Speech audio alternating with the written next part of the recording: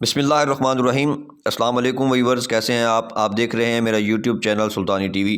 میں آپ کا ہوسٹ مبشر منظور سلطانی۔ دنیا میں ایک سے بڑھ کر ایک شخص ہے جن کی دولت کے چرچے دنیا میں زبان زد عام ہیں، جن کی دولت اربوں خربوں میں ہے اور وہ اپنی زندگی شان سے جیتے ہیں۔ انہی میں ایک شخص ہے سعودیہ کا کراؤن پرنس محمد بن سلمان، جنہیں دنیا MBS کے نام سے جانتی ہے، اور آنے والے دنوں میں یہ سعودی عرب کے بادشاہ بھی بن جائیں گے۔ دوستو، آج کی اس ویڈیو میں ہم بات کریں گے محمد بن سلمان کی زندگی کے متعلق۔ محمد بن سلمان 31 اگست 1985 کو سعودی عرب کے شہر ریاض میں پیدا ہوئے۔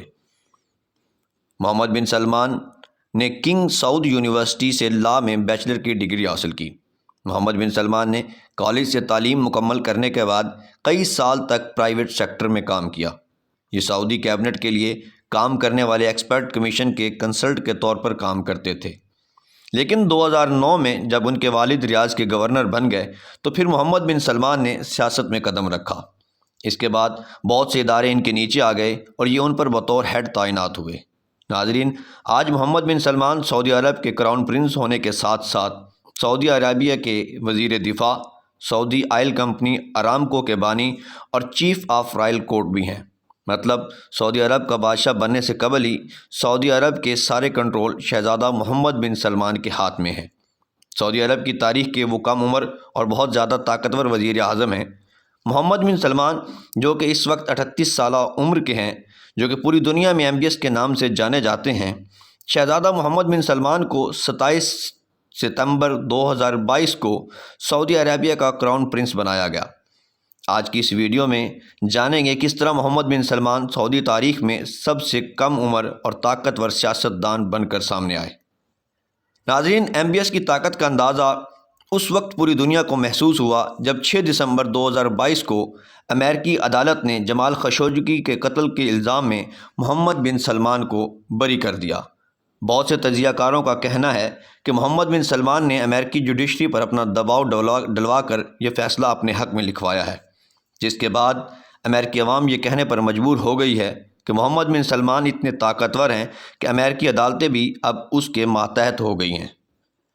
ناظرین، آپ کو معلوم ہوگا کہ جمال خشوگی کو استنبول میں واقع سعودی عرب کے سفارت خانے میں قتل کروایا گیا تھا، اور یہ قتل کا الزام محمد بن سلمان کے نام لگ گیا۔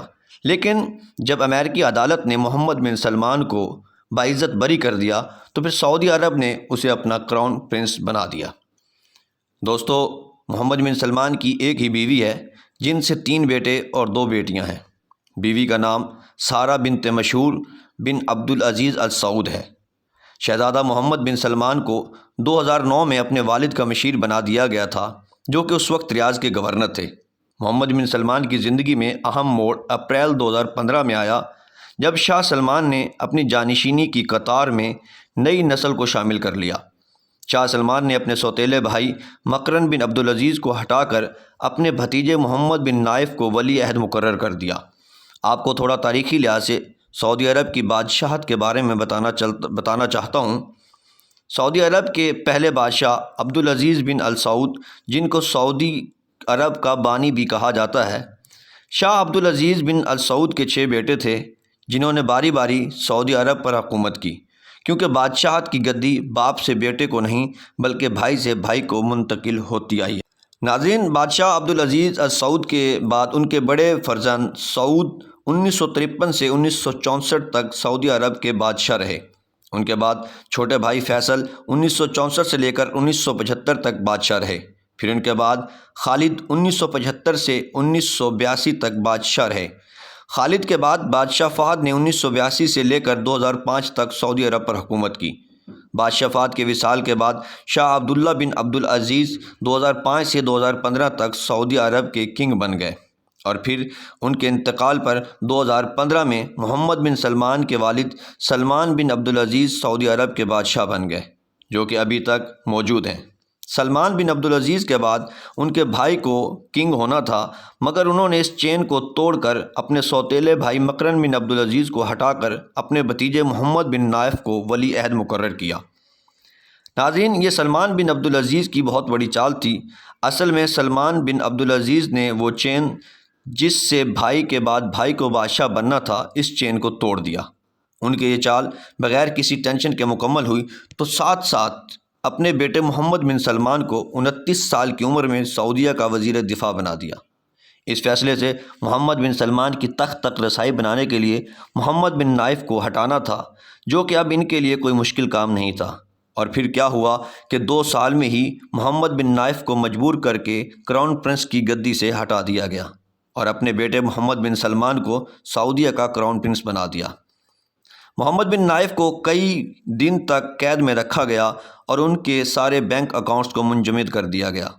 ان کے اوپر کرپشن کے الزام لگا دیے گئے۔ مارچ 2020 میں ان کو بھائیوں سمیت محمد بن سلمان نے جیل میں ڈال دیا اور ان پر یہ بھی الزام لگایا کہ محمد بن نائف اور ان کے بھائیوں نے گورنمنٹ کی خلاف ورزیاں کرنا شروع کر دی ہیں اور وہ اس وقت گورنمنٹ کے باغی ہو چکے ہیں۔